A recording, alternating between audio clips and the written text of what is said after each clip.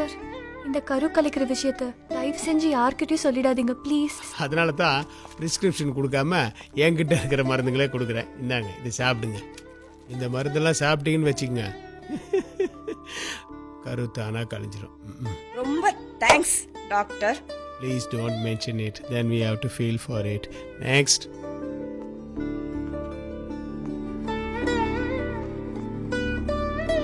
ஓ,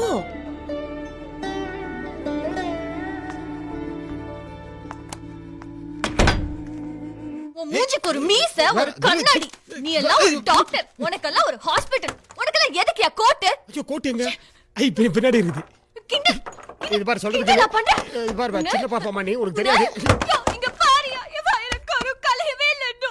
என் கண்ணு கரு கலையிலன்னு தெரியறதுக்கு உனக்கு 5 மாசம் ஆச்சா? ஐயோ, 500 ரூபாய் வேணா போட்டு வச்சியா? ஏமா, அது குழந்தை பிறந்ததுக்கு அப்புறம் சாப்பிடுற மருந்துமா? ஐயோ போலீஸ், போன வச்சிட்டாளா? போச்சு. எல்லாம் என் தலை எழுத்து.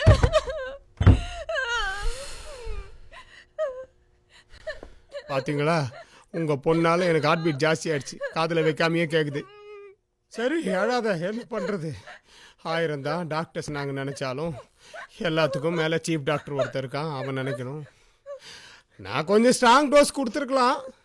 அப்படி ஏதாவது நான் கொடுத்து உனக்கு ஏதாவது ஆயிடுச்சுன்னா? ஐயோ, அதுக்கு நான் செத்து போயிருந்தா கூட பரவாயில்ல டாக்டர்.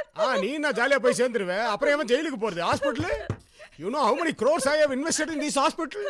இன்னும் பாதி கூட ரெக்கவர் ஆகல. பட் ஒன் திங், இனிமே நான் மட்டும் இல்லை, எந்த டாக்டர் நினைச்சாலும் உன் வயிற்றுல வளர குழந்தைய அசைச்சிக்க கூட முடியாது. All the best. I don't need your wishes.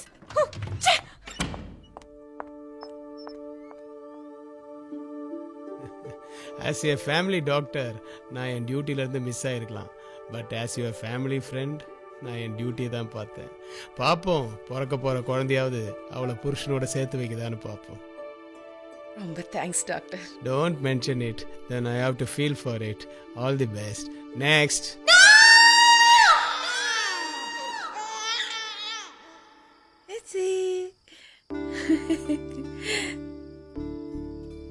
எனக்கு கொடுத்துருங்கத்த. அது ஏன் ரத்தம். இனிமே என் வாழ்க்கையில் எனக்கு இருக்கிற ஒரே ஒரு சொந்தம். கொடுத்துருங்கத்த. உங்க பொண்ணோட வாழ்க்கையில இனிமேல் எனக்கு இடமில்ல. என்னோட வாழ்க்கையில இனிமேல் எந்த பொண்ணுக்கும் இடமில்ல. குழந்தைய நானே நல்லா பார்த்து பார்த்தேன். எங்க அம்மா கேட்டிருந்தா கொடுத்துருப்பீங்கல்ல. எனக்கு வேற யாருமே இல்ல. ப்ளீஸ் குடிப்பா.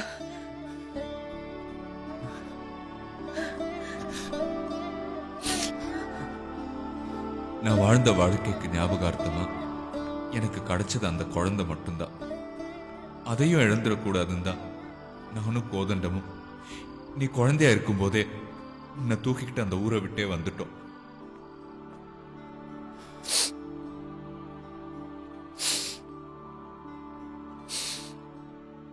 அதுக்கப்புறம் இன்னி வரைக்கும் உங்க அம்மாவை நான் பார்க்கலப்பா.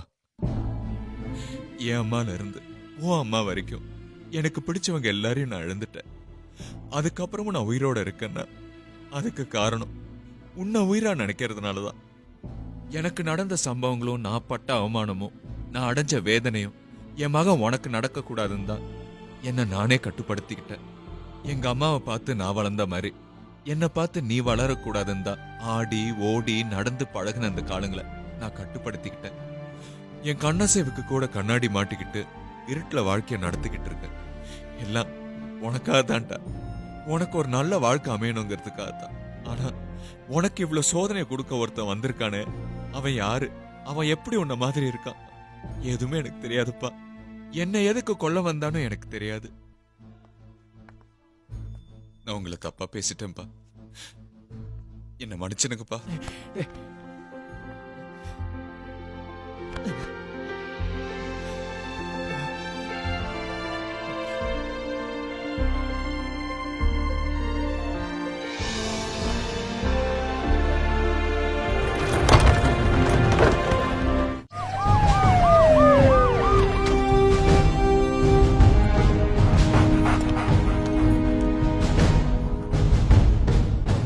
வந்தவன் இவன் தான்.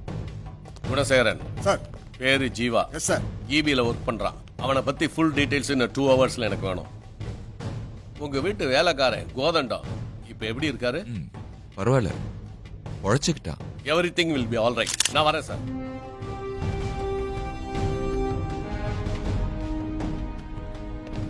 பா சொல்லுப்பா. அம்மாவை பார்க்கணும் போல இருக்குப்பா.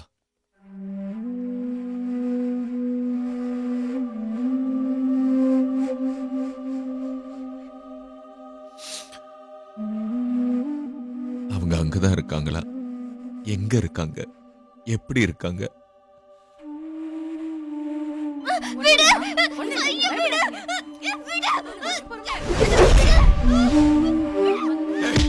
எங்க அம்மா என்னடா பண்றாங்க? என்ன பண்றாங்க? கையெடு. நீ கொடுக்க அவங்க அம்மா சாப்பிட மாட்டா தெரியாது. 3 நாள் எங்கடா போன? அவன் சாப்பிடாம செத்து போயிட்டு இங்க வந்து சேர்ந்த முட்டாள். அதுக்கு இந்த ஹாஸ்பிடல் தான் கிடைச்சதா? ஹலோ, யாரும் இருக்க கூடாது. போய் ரிசப்ஷன்ல இருங்க.